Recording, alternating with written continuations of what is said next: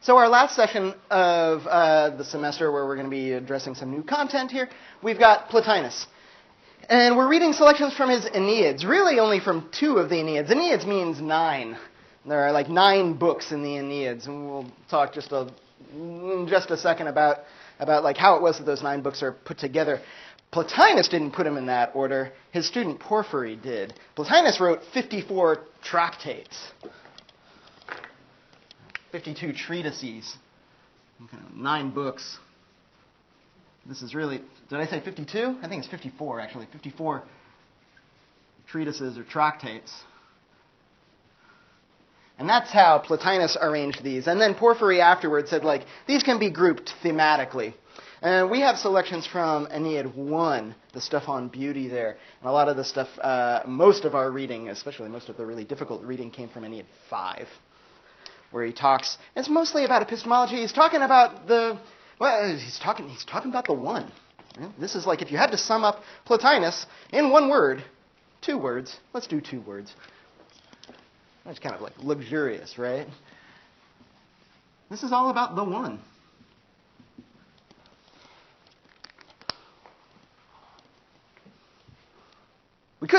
Maybe we could stop here, right? And say, like, oh, Plotinus is talking about the one. It's ineffable. It's ineffable. You can't say anything about it. Good night, folks. Yeah. Even the one is like, oh, we're like playing with fire there. We'll get a little more into this. First, let's kind of situate Plotinus. We can see 204 CE to 270 CE. He starts writing the Enneads, and it's hard to say like exactly when he starts writing it. It's definitely after, it's definitely after about 245. 245 is when Plotinus moves to Rome.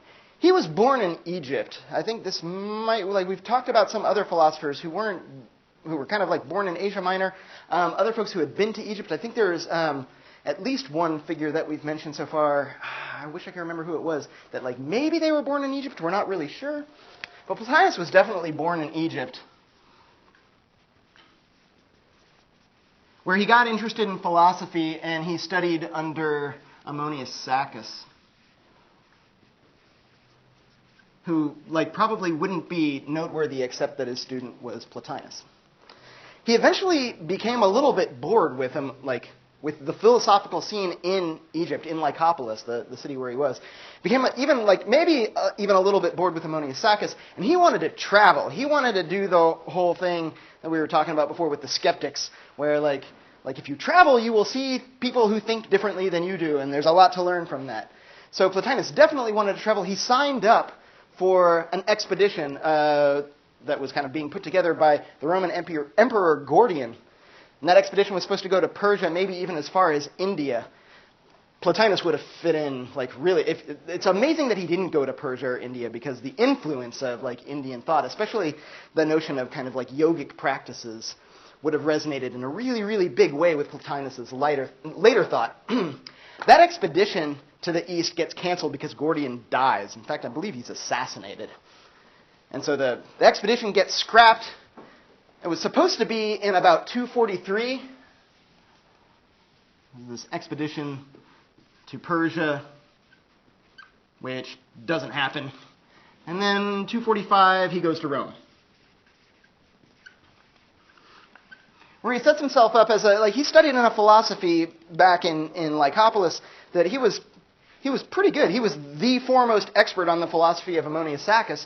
So he set up being a philosophy teacher, and he pretty much mostly just kind of started out, at least, teaching people about, this is the philosophy of Ammonius Saccas. He did this thing where he's like, I will represent the philosophy of my teacher. He was an acolyte. But then he starts kind of branching off on his own thought. So he starts talking with more people in Rome, right? And he starts getting exposed to, Rome's a cosmopolitan place. Starts getting exposed to all kinds of new ideas. He discovers Plato, and that's the end of it for Plotinus. Once he discovers Plato, he's like, I'm totally in love with this. And he starts developing what I think a lot of us look back on now as Plotinus's own thought, or a very sort of perhaps a liberal sort of interpretation of Plato. He doesn't play it note by note. He says he's an interpreter of Plato, but like he's not just going to repeat what Plato says. He's going to put a little bit of a spin on what Plato's talking about. So somewhere around here, when he goes to Rome, he makes this transition to kind of elaborating on and interpreting Plato.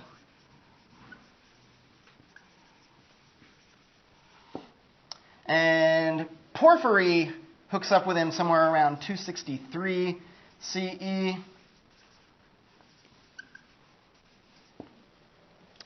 And Porphyry reports Porphyry is not only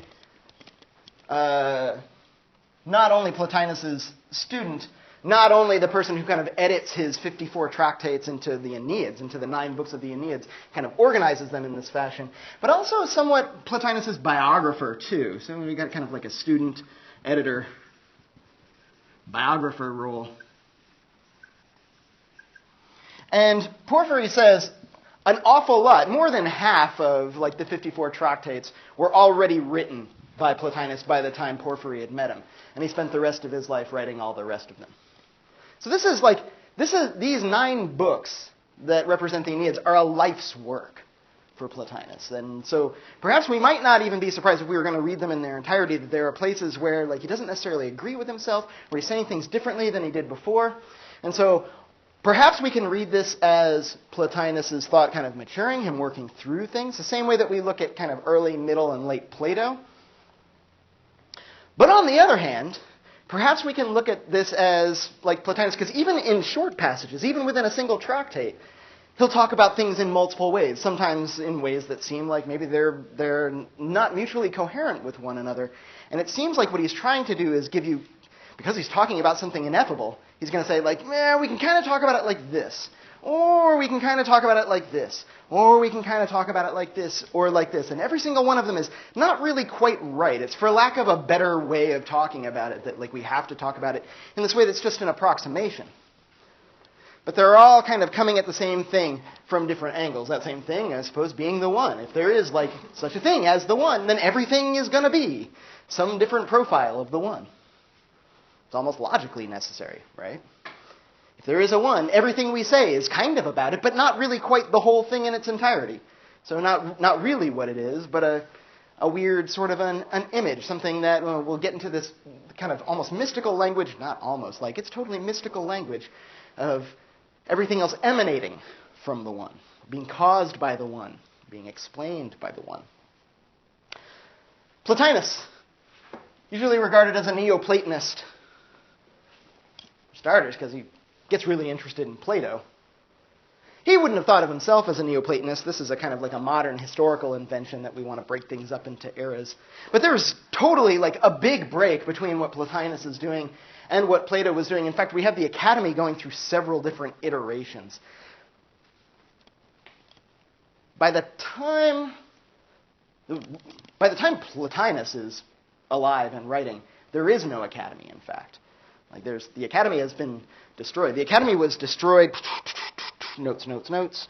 The Academy was destroyed somewhere around 86 BCE. Destroyed by the Roman Emperor Sulla. And by the time it had been destroyed, it had kind of morphed into a skeptical school, kind of like a Greek skeptical school. The skeptic that we read, Sextus Empiricus, was a Roman skeptic. He came like well after. But Pyrrho and all of like the early Pyrrhonians in Athens and around Greece, that was kind of like the element of Plato's philosophy that survived by the time the Academy was shut down, destroyed in fact by Sulla in 86 BCE.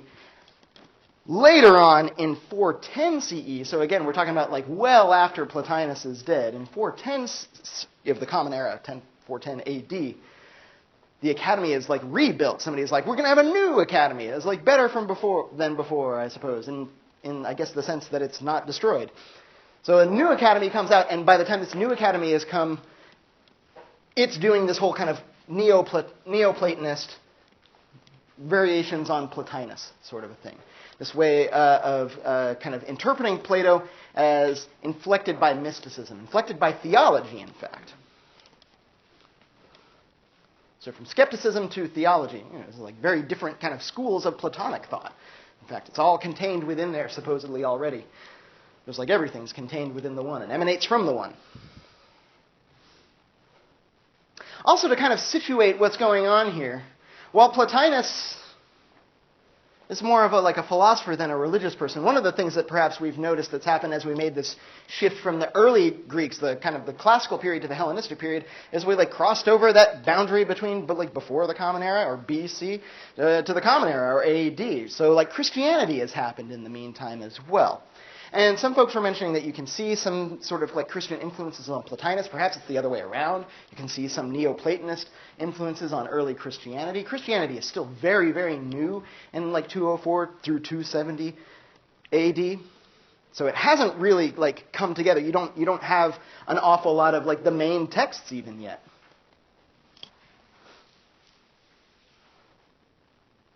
But it's certainly in the air. And it's really shortly after Plotinus. It's only early 300s, I think maybe 315 AD, 315 of the Common Era. Certainly early 300s. I think it was 315 when Constantine has the vision of his army marching under the cross and converts to Christianity. Constantine, the emperor of Rome, converts to Christianity, basically converts all of the Roman Empire to Christianity. And then the Roman Empire splits into an Eastern and Western Roman Empire. Then we get into medieval history, and it's a whole different class. But it's only a couple of decades after Plotinus dies that Christianity becomes the politically dominant religion in the Roman Empire. It's going to be another couple hundred years before Muhammad and before Islam happens. But the main trajectory of Plotinus, and maybe one of the reasons here, I'll get into this thing that I was saying before, that I'll talk about why include Plotinus here, because he's a marginal figure, not marginal in the sense of not important, marginal in the sense that he's on this boundary between the ancient era and the medieval era. One of the if you can characterize what's going on in medieval philosophy in one main way, and that's always a dangerous thing to do with an historical period because there's a wide variety of thought going on, but the vast majority of it turns towards religion, turns towards theology. Most of it's being done in Persia and northern Africa and Andalusia in southern Spain. Most of it's being done through an Islamic lens, at least a political lens of Islamism. But there are plenty of Christians who are part of these philosophical conversations about theology, specifically monotheistic theology. Plenty of Jewish thinkers as well who are part of this conversation. Plenty of Islamic thinkers as well, and they all kind of find common ground. They all seek each other out and figure out that you're a philosopher. You want to think about the metaphysics of thinking about God. This is kind of one way in which we can see that metaphysics was deployed in one very particular way by the ancients. In the pre-Socratics, there was this kind of tension between, are we doing abstract stuff, or are we doing kind of materialistic stuff? Are we kind of going to inflect this towards natural science, or are we going to inflect this maybe more towards, in a quasi-theological direction? And that tension seems to maintain itself. Maybe perhaps best represented in the tension between Plato and Aristotle. But by the time we've gotten to where we are now in the class, excluding Plotinus, you might have noticed that most of our conversation has drifted back into this materialistic direction. With the Epicureans, it's about pleasure, right? Pleasure is a bodily thing. Especially, the Epicureans seem to think that pleasure is a bodily thing. It's at least in part a bodily thing, right? Healthy body, peaceful mind. The Stoics, when they talk about unity, there's this sense in which maybe we can think of the Stoics as getting close to the sort of thing that Plotinus wants to talk about. And Stoicism is definitely dominant in the Roman Empire when Plotinus comes on the scene.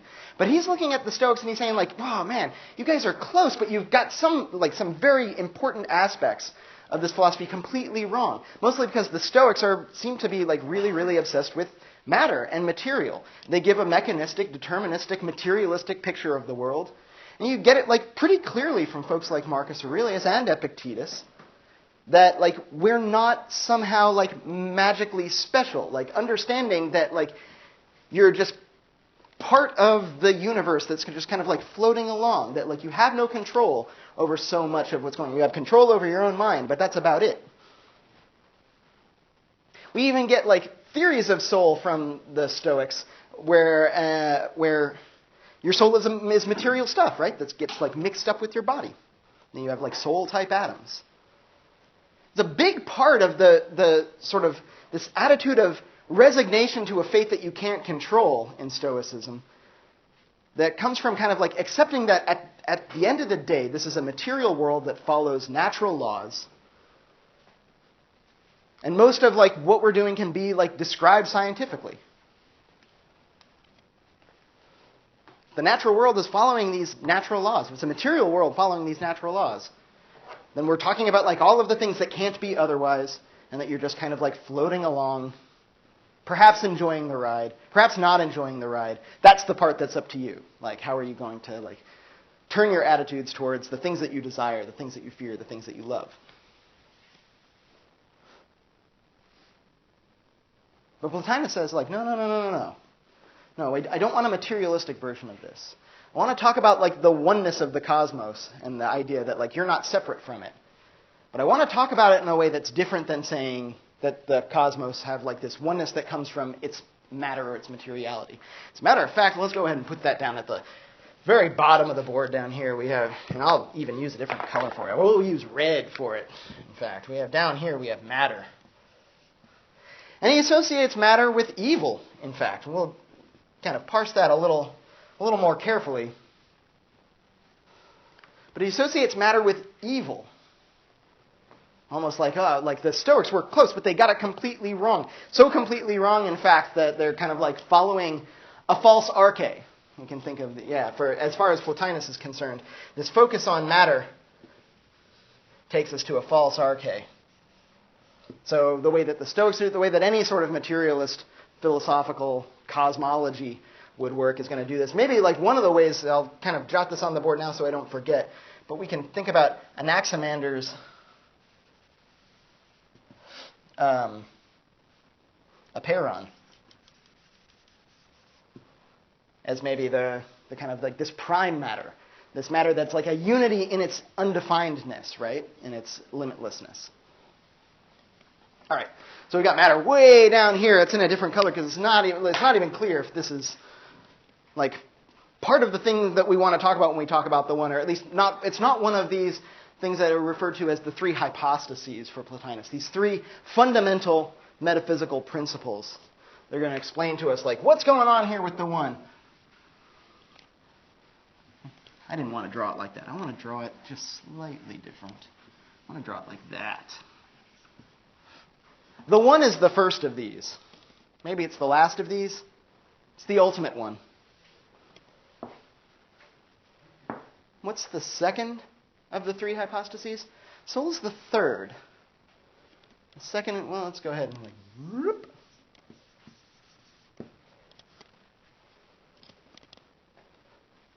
Oh, give me a chance to sip some coffee. Yeah, Jordan. Intellect, yeah. Intellect, yeah, good. So we have the one, we have intellect, and we have soul, and these are the three main principles. And notice that articulating the relationship between these three things is part of the trick here. Because they can't really be three separate things, right? Why can't they be three separate things? Because one of the three things is the one, right? This kind of like ultimate unification of all things, right? So we might in fact think about this, and this is where perhaps it becomes unsurprising that Plotinus, even if he didn't kind of show his cards as far as his commitments to Plato go, we can think of Plotinus as maybe doing a variation on something that we've already seen before. This might help us out in thinking about like, well, what are we going to do with this relationship between like the one and the intellect and soul? We saw this a little bit in the divided line with Plato, that there was this sense in which like you have these ways of knowing things. There's an order of being that we talked about associated with the divided line, and there's an order of knowing. And they link up. The way things are known and the way that they be are like the one and the same. Parmenides said this. One of the first things that we read. Parmenides said this. It's a bedrock of rationalism, that it's the same for thinking as it is for being. Maybe Plotinus is going to take some issue with that. But there's this description of like how it is that we know these things, and there's this description of like what kinds of things that are known, and we have the sensibles down here, and we have the intelligibles up here, and finer distinctions between like the intelligibles and the sensibles. We have things like shadows and reflections and images of things, of like concrete material, like particular objects. We have images of those things, or shadows of those things, or like third-hand account of those things. Somebody else telling me about the big elephant that they saw.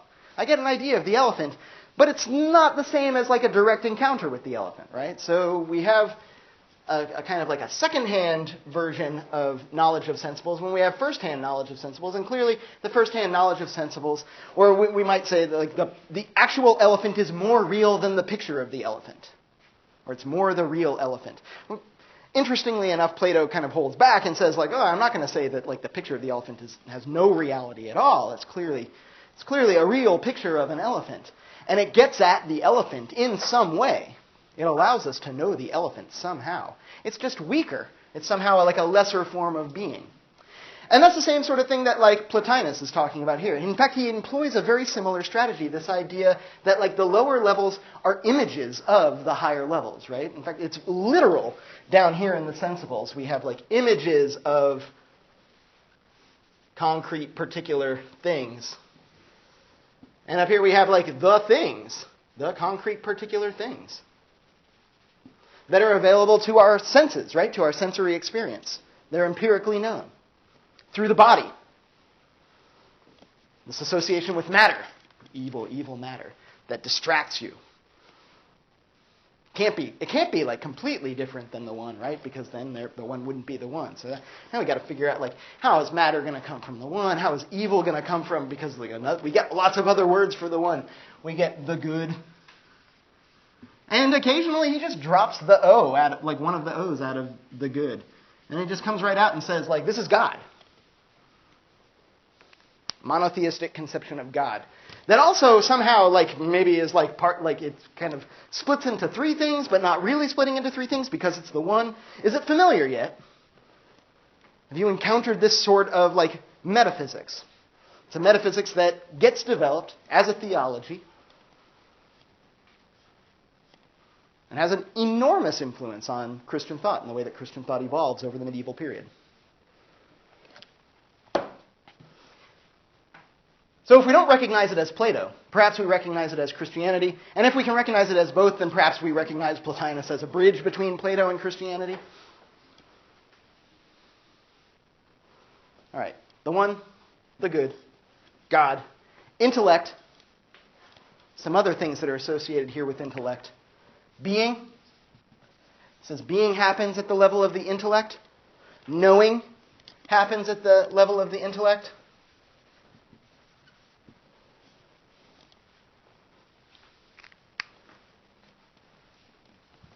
Has interesting implications, because if being and knowing are down here with the intellect, that means the one is like beyond being, beyond knowing. Sure, perhaps beyond being? What the heck is beyond being? The one. The one is beyond being. So we can think of maybe what's going on here with Plato's divided line is we get this whole idea of like the sensibles down here and the intelligibles up here. But then we gestured very weakly when we were looking at Plato's divided line, when we were looking at the allegory of the cave, towards this notion that like the form of the good is this thing that kind of like stands above and kind of like outside of, but also kind of suffuses through like all of this stuff. There's the forms, which are known at this level. There's kind of like abstractions from sense experience. Maybe we might think about this as kind of like the natural laws of empirical science.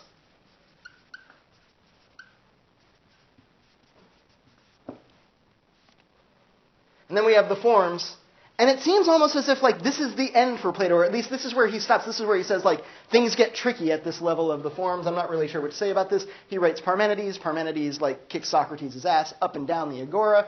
and we have like all these questions now about a theory of forms. But what happened to this this jump outside of all of this? What happened to this jump outside of the line that's supposed to be the sun or the good?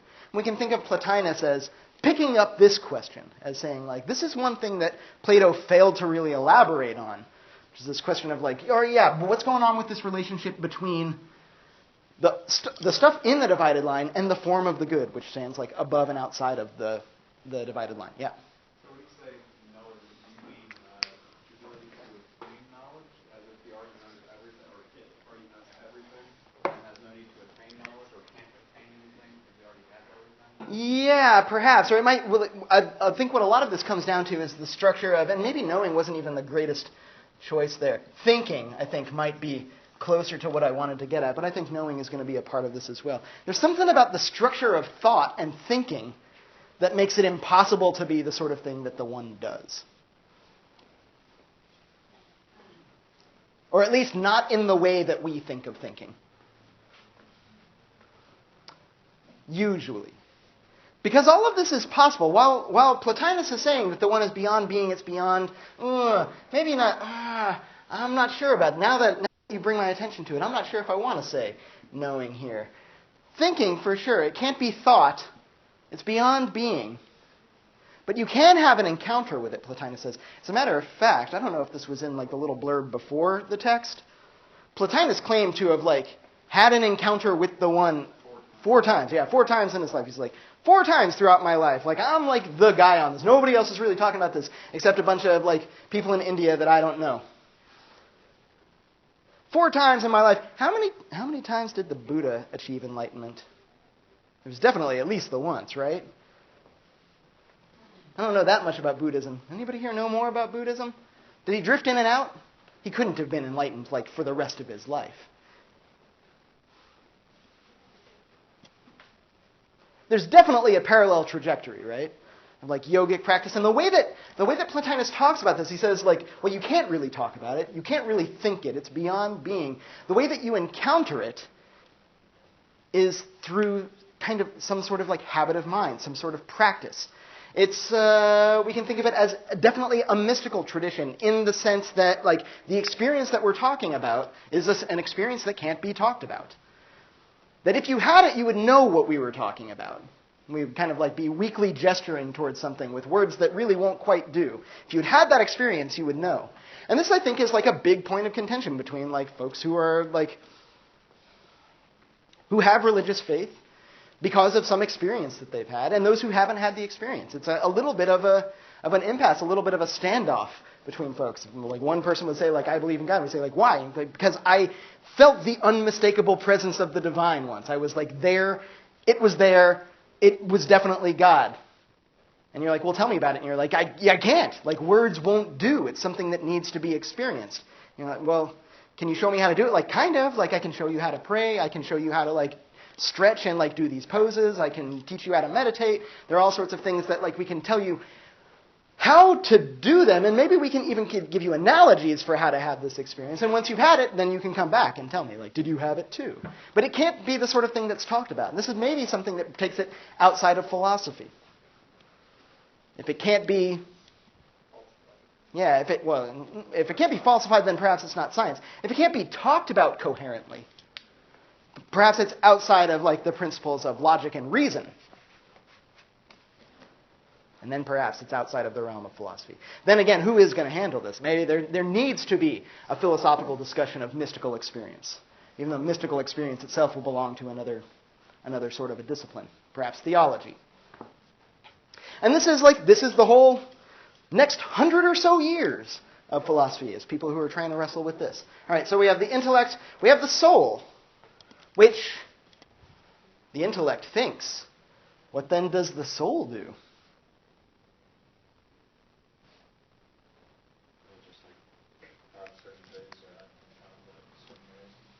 It does, but Aristotle showed us how, it doesn't just act in certain ways. It's trainable in certain ways as well. There's the rational part of the soul. Maybe this is what we'll associate with the intellect.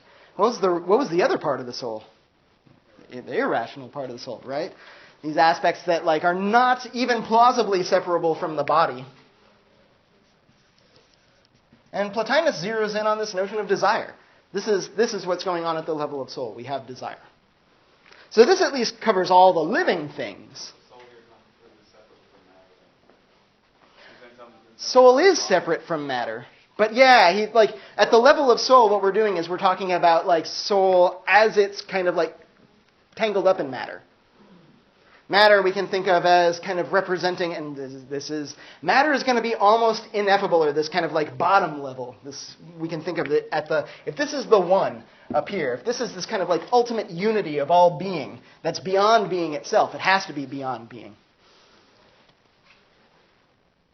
Then matter is maybe this kind of like infinite plurality. Sometimes he talks about matter as separation,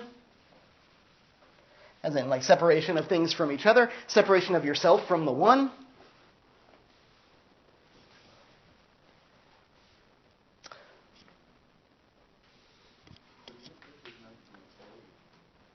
Privation, that's the word I was looking for. Privation. It's a kind of an absolute privation at the level of matter. It's always lacking something. There's a sense that we get an explanation of like what's going on with soul and desire, because to desire something is to lack it, right?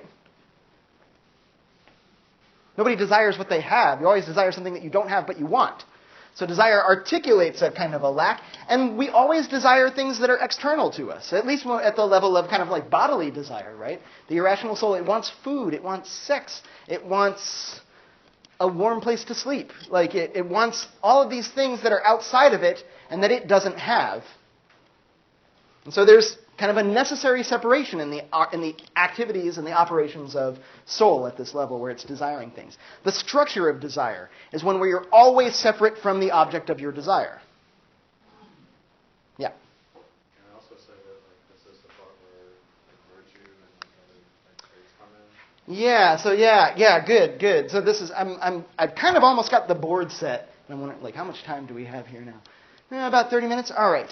My plan for this was to try to get this board set, like a little bit of a sketch of the one, a little bit of a sketch of the intellect, a little bit of a sketch of the soul, and then as many times as we have time for, just go round and round and round on this. Try to like understand like what's going on in the relationships between the one and the intellect, between the intellect and the soul, between the soul and matter.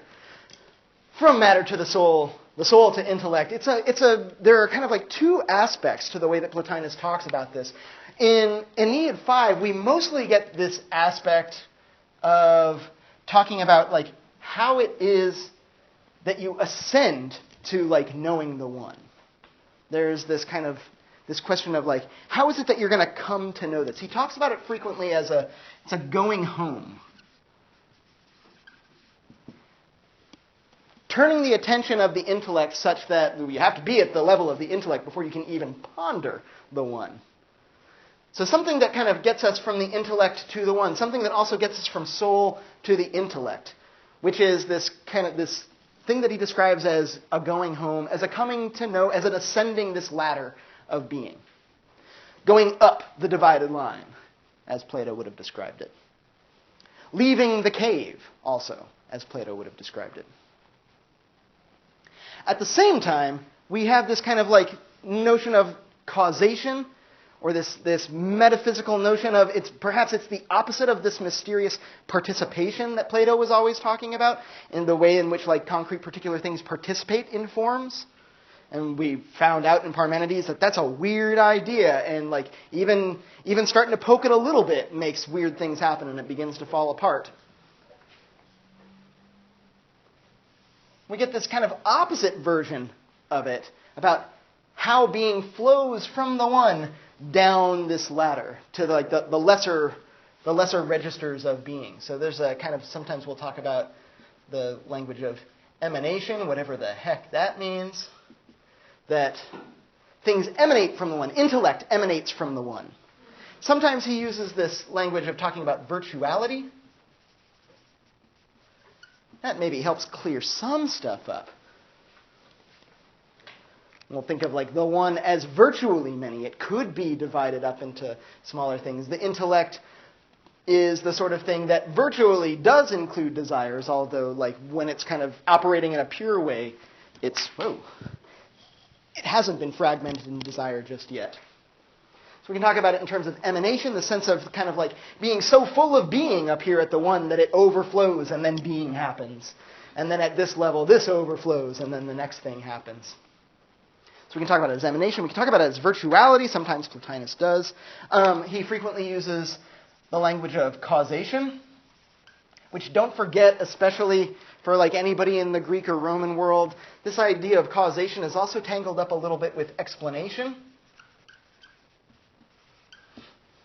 So we can think of the one as like causing the kind of levels of being that are below it, and the intellect causing the levels of being that are below it. Or we can think about that in terms of offering an explanation, where the one is the ultimate explanation. If we just keep asking why questions, if we keep interrogating after things, if we want an explanation for something, notice that like you can't, well, maybe you can. Can you explain something in terms of its smaller parts? If I'm like, hey, what's up with a car? How does a car work? And then I offer you smaller parts of the car, and I'm like, that's how the car works. It's like this arrangement of its smaller parts. Don't I now have this new question of like, yeah, okay, so how do the parts work? Tell me about the parts now. And if those parts have parts, now I need an explanation of how those parts work. And the explanation seems like it will go on and on and on and on until perhaps it bottoms out down here, and we get a kind of like an indefinite apeiron, right? A kind of like the materiality of matter itself, completely unformed matter, if that's a possible thing. Or we could go the other way and then end up with the one, where we have a cause of everything below it that we can't ask new questions about. Perhaps we think about it as the first cause, an uncaused cause, maybe a self-caused thing. We ended up excising this, or I ended up excising this from our reading list this semester, but like you can find this in book 12 of Aristotle's Metaphysics. He talks about, he doesn't really call it the one, but he talks about like there has to be a first cause. Otherwise we have this infinite regress of causes. And Aristotle himself is definitely using the word cause in a way that's synonymous with explanation. This becomes clear in physics and metaphysics when he's talking about the four causes, these four registers of explaining something. In a material way, in a formal way, in an efficient way, or in this kind of like sense of the final cause, in a teleological way. But there's got to be a first cause, otherwise our explanation of the cosmos just keeps going on and on and on and on and on. It's got to end someplace. There's got to be some first cause. And that if it's the first cause, it has to be uncaused, because if it's a caused cause, then it's not the first cause. There was another one before it. And I don't know about, like, have you ever been here before? Have you ever been in this mental space before? Perhaps aided by some sort of, like, controlled substance. Perhaps just one day when you were bored and looking out the window, you were just kind of like, yeah, like, every cause needs it. But there's got to be a first thing. If there wasn't a first thing, and you can't even ask these questions about, like, what caused the beginning of the universe? Well, if something caused the beginning of the universe, then that's not the beginning of the universe, is it? The cause would have been the beginning. And if that thing has a cause, then that's the beginning. And either this goes on and on and on forever, or you find a way to cut it off.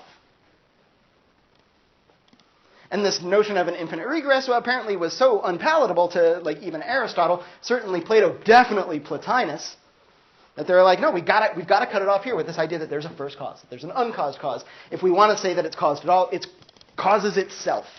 And this is a radically different notion of cause than we're accustomed to, right? This kind of like starts to get into this a depiction of like why it is that this is going to be such a strange idea, why it is that this is going to be the sort of thing that like is really difficult to talk about, impossible to talk about, in fact, really difficult to even experience or wrap your mind around, much to the consternation of anybody charged with explaining what the hell Plotinus is talking about. All right. So we can think about this in terms of like there's definitely a chain of being, right? There are kind of like higher levels of being, lower levels of being. This highest level of being is beyond being, in fact. And every lower level emanates from it. We can also think about it in terms of this kind of epistemological project of like how are we going to know the higher levels? And apparently Plotinus is saying, similar to the way that Plato did, that each step is a little bit, it's an image of the next step. If you want to understand what's going on here, I can't talk about that, but I can talk about this. I can talk about this move, and maybe that'll give you some sense of like an analogy for what the next move is going to be like. I can't really fully explain how it is that this sort of like overflowing from beyond being to now there being being. I can't really talk about how that works because it's ineffable. It's beyond what thought can handle. Mostly because thought has a kind of a grammar to it. Thinking always is always a thinking through. It always is kind of like a linking up subjects with predicates. And anytime I'm linking up subjects with predicates, what I'm saying is like here are two parts, right? There's the subject and there's the predicate. Fire is hot. I've got fire and I've got hotness. I've separated them even in order to talk about them coming together.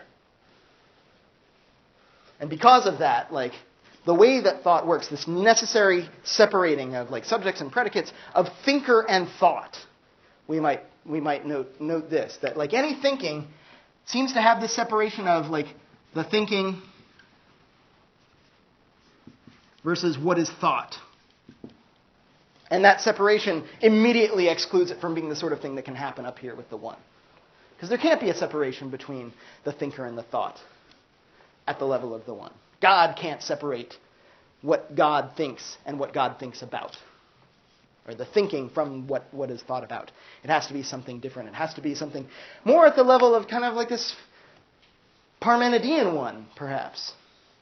The fingerprints of like all the folks who have come before are like all over this stuff.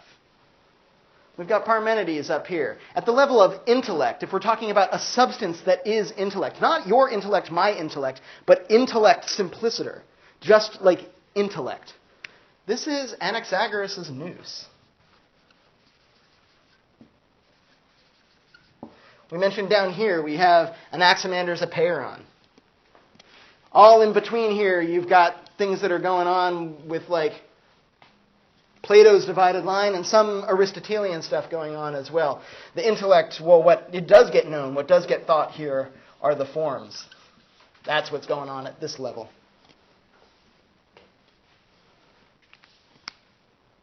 And then still all these questions about, but what about the next level? What's going on up there? How are we doing so far? Is this strategy working? I've just kind of, let's just keep going round and round and round and round until it gets clear. Maybe this is a time to like stop and say like, questions? Yeah, questions? You start talking about this. Yeah. So these things here, the ones like in soul, are all supposed to be like kind of like abstract or like forms themselves, and this one's just like the highest form. Yeah. So the forms are separate. The forms are plural, right? We should note that the forms are plural, and apparently they're available to be thought. That's what Plato said, at least.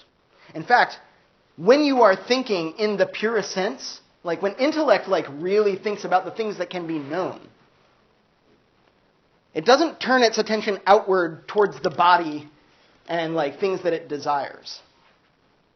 The things that are desired are down here at the level of sensation, right? And Aristotle notes this too. He says this is the desiring soul, right? This is the irrational soul.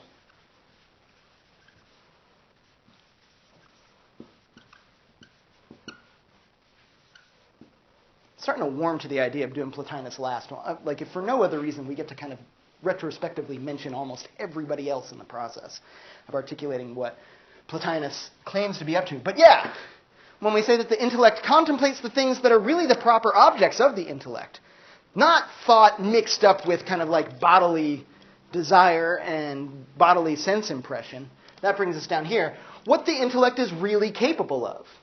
In its perfect sort of operation, it contemplates the forms. But those forms are still plural, so it's not really quite the one yet. It's something lower. Yep. Oh, I understood something like the intellect is a form, but it must not be since it's contemplating different. So I guess what I'm really asking is like, Yeah. this is a bit of a tricky question, but I wonder what's the sense in which these things exist? Well, they are. It's not like material things we're talking about here. But No. That is the lowest level of existence. I'm just wondering what would these be considered? These are higher levels of existence. Plotinus agrees with Plato that there are at least like these two. There's like the sensible world, and then there's the intelligible world. Guess which one is more real? The intelligible world. That's the one that never changes. That's the one that's eternal. That's the one that you can know the best. That's the one that's like more properly apprehended by the intellect. Y'all, contemporary folks, are like, you're just waiting. You think this is real. You think that the matter stuff is really real. And that's why you need Jesus. No, that's why, well, perhaps Plotinus would say, like, evil has kind of taken over you. Now, a moral evil, yes, he definitely thinks there's a moral evil associated with this, but we probably should make a distinction between the way that Plotinus talks about this kind of evil as almost like a metaphysical principle with no sort of like ethical judgment made about it. It's just a principle of separation from the one. If you want to look at this as something that kind of like has no sort of like normative judgment that accompanies it, if it's just metaphysics with no ethics at all, you could certainly do that. I think Plotinus is particularly interesting in this sense, where he's perhaps describing what's going on in the divided line and kind of getting outside of the divided line as well, or trying to like fill in this gap between like what happens in that jump to the good, but without necessarily taking this position of like one thing being more real than another. Perhaps this is just nothing more than a metaphysical exposition on like what it is that the relationship between the one and the many is all about. And we know there's got to be some sort of relationship because intuitively we all know that everything is one. But also yet, like, look, here's the thing, and here's the thing, and I'm a thing, and you're a thing, and so everything is also many. But those things that are many, they come to be and they perish. They don't last forever. So they seem to, like, participate in being in a lesser way. No judgment there. But something that is perishable seems to participate in being in a lesser way than something that's eternal. Now, if we want to like make some judgments about it as well, we can say something like, you should be up here. You should be contemplating the one. You are capable of it. It's the highest achievement. When intellect like kind of perfects itself in a way that like it just can't do any better, it kind of jumps out of itself and goes back to thinking the one. So we're talking about like thinking seems to necessarily have this kind of distinction between the thinking and the thought. If there was a form of thinking where that distinction didn't happen, then that would be the sort of thing that like starts to describe whatever this analog for thought is that's operating at the level of the one would be. Sometimes this is talked about in terms of thought, thinking itself. Instead of directing itself outwards, the thought just kind of directs itself inwards. This is maybe we can get a sense of like what's meant here by going home, right? It's like stop attending to everything out here. Start attending to what's going on in here. And when you do that, you'll see God. Not with your eyes, of course. With the intellect. Yeah. So, are we saying that there's not any material things that don't go away? Like, all material things go away at some point? Yes, all things that are material things, except perhaps like the materiality of matter itself. Down at this like lowest level, you have like the apeiron. Yes, diamonds are destructible. That's how you cut them. Right. You have to use another diamond to cut it, but like, yeah. Or you can laser cut it. But yeah, diamonds are destructible, for sure. Right, I just feel like it's something like, just, I guess we're saying an idea is indestructible. Is that the...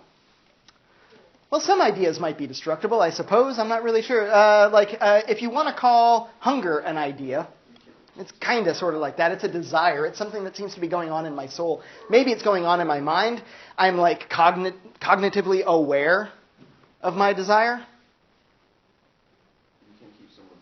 But as soon as I satisfy it, it seems like the idea maybe goes away. We can think about it that way. Whereas, yeah, what about your idea of justice? You can't keep someone from having an idea, is what I'm saying. An idea is indestructible in the sense that you can't like remove an idea from everybody for always. You are thinking about ideas in a way that Plotinus is going to say, like, yeah, that's thinking about ideas down here. Ideas as like things that different people have, right? And they're kind of like, they're caused by external forces, perhaps. Maybe we could say, like, you can never kill an idea. Here's one reason why you could never kill an idea, especially if you're a Neoplatonist. You can never kill an idea because we all already have all of the ideas. Forget, like, going home. Here's a convenient and familiar companion concept. Anamnesis. What does anamnesis mean again? Ooh. You know that root? Mnesis, like mnemonic? Not nemesis. Mnesis. Like the word, refers to, memory. The an prefix? The it's an an and then an ah. It's a double negation. So what's to not have a memory anymore is to forget something, and to unforget something is to remember it or recollect it. He's a Neoplatonist. He buys into the theory of recollection. You already have the ideas in your soul. This is why you can't kill them. You can direct people's attention away from those ideas that they have in their soul. We seem to do a pretty good job of it all on our own. We focus our attention towards bodily desire. We allow our irrational soul to lead our rational soul around by its nose. We can think of this movement from the desiring soul to the intellect as perhaps exactly the sort of thing that Aristotle is instructing us to do in his Nicomachean Ethics. This is like, get in control of yourself. When you are not in control of yourself, you are split. Your rational soul and your irrational soul are up to two different things. Your soul itself is like not unified with itself. To unify your soul with itself is to let intellect be in charge. To kind of like hone your character traits so that doing the things that you really want to do, not just that you want to do, but that you want to do, the things that you have rational wishes about, which is you want to have virtue. Virtue will get you, in the Aristotelian sense at least, virtue will get you from here to here. But contrary to what the Stoics will say, for Plotinus, virtue is just not enough. Virtue gets you to the level of intellect, but it doesn't get you that next step, to the one. Something else is required there. Because virtue is concerned with kind of like getting your irrational soul in order. It's concerned with getting your body right. At least getting your body such that it's not separate from the intellect. Once you get them on the same page, now the intellect has a prayer at just kind of like contemplating the things that are proper to the intellect, not worrying about bodily desire. If you're starving to death, you can't contemplate the forms. You've got bigger things to worry about, like other kind of like bodily ideas that are intruding on your contemplation of the forms. If you really want to like think about justice, if you really want to think about the beautiful, if you really want to think about virtue itself, perhaps. If you want to think about all the things that are proper forms, not hair and mud, and maybe not even me and you, but these kind of eternal ideas, then you've got to make this jump from soul to intellect. From desiring soul, at least, to contemplating intellect. Does that part make sense, at least a little bit? If you're kind of like, I see what's going on there, and I remember that's what Aristotle was talking about, and maybe you can think about like a Platonic version of this, which is like how you ascend to like contemplating the forms. I know there are going to be troubles with this. I remember it from Parmenides. If that makes at least a little bit of sense to you, then like stay with that, clarify it, and recognize that the next step is going to be an analogy. This step is an image of this step. Yeah, Kate. Why do you want to do this?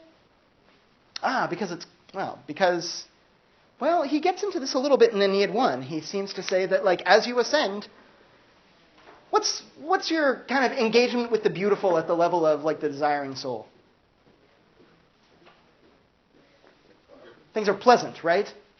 Kind of pleasant to the senses? That's the beautiful. Yeah, he starts to talk about proportion, but as soon as we start talking about proportion, now we're talking about like intelligible things, right? We're talking about like the formal structure of something. So now we're kind of like, we're drifting up in here. And if we can get away from kind of like the proportion of the materials to talking about its share in an intelligible form of kind of like justice or beauty or something like the beautiful itself, not just like a pretty flower, but something that is reminding me of the beautiful. And it kind of like gets me to tap into this idea of like beauty itself. Now I'm up here.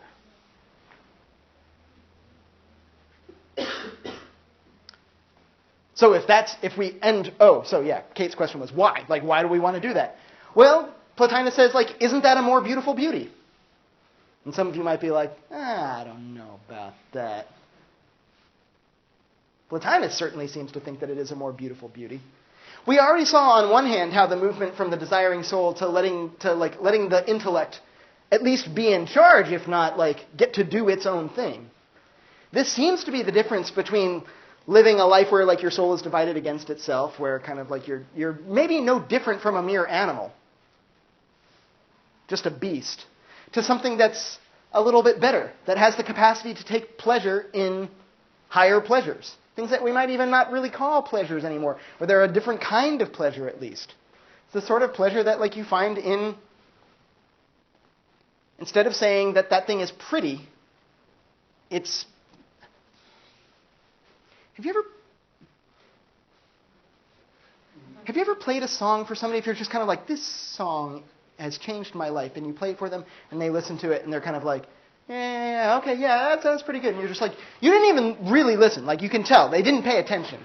And you're just like, focus on this because like it's good, like you're going to see God when you listen to this song. And they're like, I heard it. It's nice. And you're just kind of like, no, it's not nice. It like makes the hairs on the back of my neck stand up. It makes me feel funny inside when it's a completely different sort of thing. The difference between something that's pretty and something like that is what happens in this step. And Plotinus says, like, that's an improvement, right? That's a bigger beautiful. It's a more beautiful beautiful. You keep chasing it, you're going to have something even better than that. And you could take his word for it. Like, you've never, I don't know like exactly what your experience has been, but you're all perhaps too young, perhaps too unschooled in metaphysics to have ever possibly had an experience with the one. This takes a whole lot of work. And you're just at the beginning. Maybe you have had an experience with the one. But presumably, we would have to ask somebody who has had that experience and say, like, how was it? Hey, Siddhartha, like, how was enlightenment? He was like, oh, awesome. 2 thumbs up, 5 stars. Would do it again. If you can find anybody who's, like, achieved enlightenment, who's like achieved the kind of like this kind of nirvanic bliss of recognizing like the unity of all things, and I'm not even separate from these things, like I'm part of it too, and not even a part because it like has no parts. It's just one big thing, and like everything is just emanating from it. Like I see things as they actually are. I don't know if I've ever heard anybody like talk about that in a way with like, and it was awful. I hated it. I never want to do it again. Now, one of the interesting things about this is like, well, how many people have you talked to who have done this? And like, none really. Like, I've read the writings of people who have claimed that they've done it. I've never met anybody who's really achieved it themselves. I've talked to some Buddhist monks who seem to like they've reached what they claim to be a higher level of consciousness. They seem to claim that it was somewhat entertaining. There are also accounts of people that have had brain damage, where like the way that they describe the experience, of having had this brain damage, where they have a tumor in just the right place, where suddenly they kind of like this activity of the mind that unifies thing, it just goes into hyperactive overdrive, and suddenly they're just kind of walking around like always seeing things as kind of like they'll see a dead bird on the sidewalk and they'll be like, that's beautiful. They'll say it so apathetically too, that's beautiful. And you're just like, oh, you mean just like you don't seem too excited about it? And you're like, I'm as excited as I could possibly be about I'm like, whoa, it's beautiful. That's like down here. Like the desiring soul makes you kind of like, oh my God, I'm so beautiful. But like no, like up here it's just kind of like washes over you. It's not an animated sort of enjoyment. And up here, I don't know, I've never done it. But it seems pleasant. That step was good. Why wouldn't the next step be good? I don't know. Does that answer the question, Kate? All right. Fair enough. To at least have you like intrigued, at least be like, it's like somebody's talking about this. I'd be curious to hear more. And if somebody said like, I have a set of exercises that you can do that'll let you experience what this is like. Presumably they wouldn't. They would, if they're charging for it, they're not up here. They're down here. Right, they're trying to get you to that. I mean, They're just trying to get your money. My sense is the person who goes back down into the cave is not going to say, for 3 easy payments of $29.95, I'll liberate you from the cave. Because none of those people want to be liberated from the cave, right? well, they It's painful. They kill the people who go down and try to liberate them from the cave. So not only will you have to not charge people for it, this is I'm glad you brought this up. Socrates goes on and on and on and on and on. I don't charge. Well, presumably wouldn't the person who gets to that higher level not have any reason to go?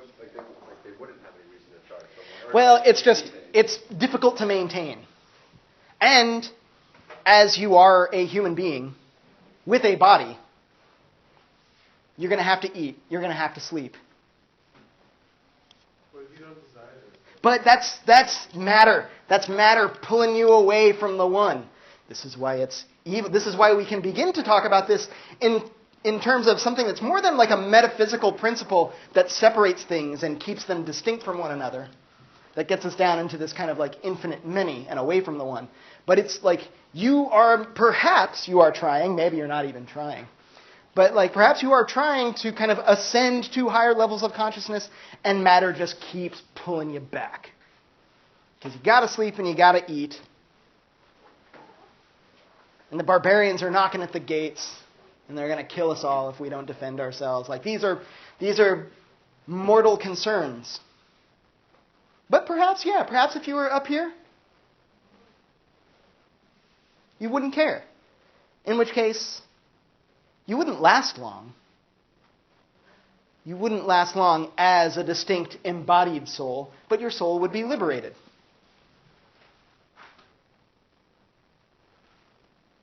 You'd be dead.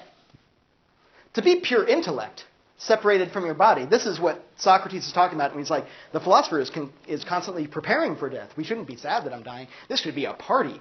Finally getting what I wanted. The separation of the intellect from the body. Well, the next move from this is the recognition that it's not a distinct intellect. It's not just one thought. It's not just one thinker. It's thinking. It's intellect in general. And that's not even quite at the level of the one. Because we have to have thought that is not directed towards other things, thinking of thoughts that are separate from the thinker. We have to have thought thinking itself. And the way that Aristotle talks about this sometimes, you can find, he gets really close to some of this stuff in some other sections that I assigned, but we didn't talk about it in class, and they are weird.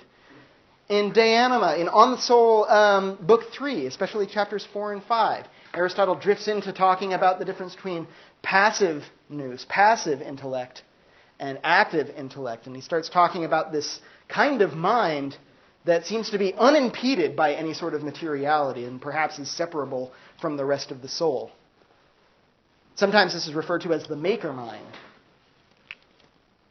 And this seems to be getting into this territory of what's going on between this level of pure intellect and thought thinking itself. Whatever it is that the mind of God is up to. It's not thinking thoughts. This is maybe one of the ways in which, I don't know, maybe you won't like that I would say this. Maybe it'd be what the hell do you know about God, Adam? Not much, I'll admit it. But it seems to me, at least, that there's no way that God thinks, if God thinks, that God thinks a succession of thoughts. There's no way that God thinks in time. God would have to be outside of time. God would have to always be in the eternal now. And there's no way that God desires things. There's no way that there's anything that's external to God. That God is I wish things were this way. That doesn't make any sense. Not for the one. It would have to be completely self-contained. If such a style of thinking is going on, it would have to be this, I don't even know how to explain it. I've never experienced it myself, but it would have to be something thought goes from thinking about distinct objects outside of itself to recognizing that what I really want is within, focusing on that which is within until you can get to that which can be contemplated by intellect alone, the forms, recognizing that all the forms are just profiles of the same one thing, the good, and eventually perhaps getting to the point where you recognize that the contemplation of the good itself is thought thinking itself. It's not oriented towards something outside of itself. In order to contemplate the good, this is what Parmenides says is the greatest problem for the theory of forms. In order to truly contemplate the forms, in order to see them as they are, as all just different profiles of like one form of the good, you would have to be a god.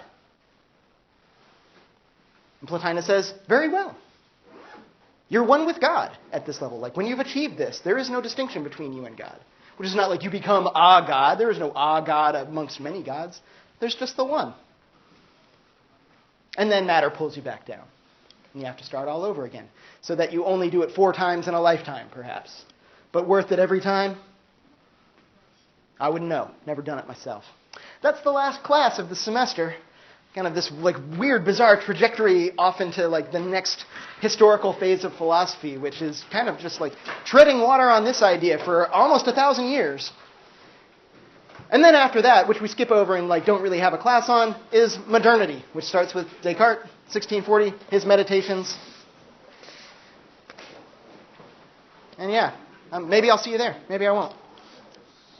Have a good Thanksgiving.